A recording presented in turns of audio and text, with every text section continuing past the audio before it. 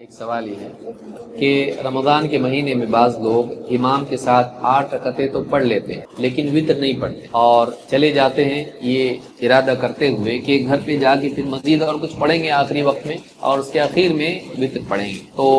یہ حرام تو نہیں ہے، یہ گناہ بھی نہیں، لیکن ایسا کرنے والا آدمی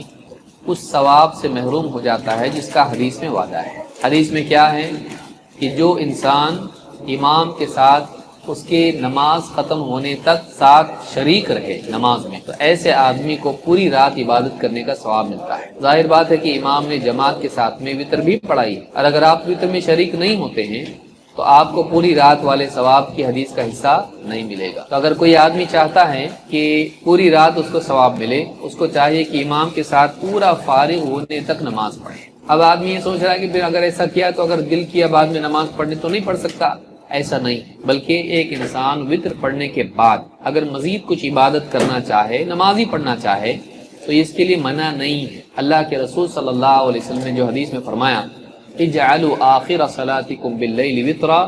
اپنی رات کی آخری نماز وتر کو بناؤ، یہ بطور فرض نہیں ہے، یہ حکم جو ہے آپ کا یہ حتمی اور لازمی نہیں ہے، بلکہ خود اللہ کے نبی صلی اللہ علیہ وسلم نے بھی وتر کے بعد 2 رکعتیں پڑھی ہیں۔ علماء نے اس سے بات کہی ہے، اس سے معلوم ہوتا ہے کہ وتر کے بعد جو نماز وتر کو آخری بنانے کا جو حکم ہے یہ فرض کے طور پر نہیں ہے، آپ نے خود وتر کے بعد پڑھی تاکہ معلوم ہوئی یہ بھی جائز ہے۔ تو اگر کوئی آدمی وتر کے بعد مزید نماز پڑھنا چاہتا تو پڑھے، اس کے بعد وتر نہیں پڑھے گا۔ کیوں؟ اس لیے کہ لا وتران فی اللیلہ، ایک رات میں 2 وتر نہیں پڑھے جائیں گے۔ تو وتر کے بعد اگر اور مزید عبادت کرنا چاہے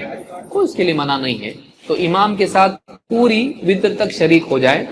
اس کے بعد اگر رات میں کہیں اس کو دل ہوتا ہے نماز پڑھنے کا تو پڑھے، کوئی مسئلہ نہیں اس کے اندر۔ وہ افضلیت کے اعتبار سے ہے کہ آخری نماز وتر ہونی چاہیے، افضلیت کے اعتبار سے۔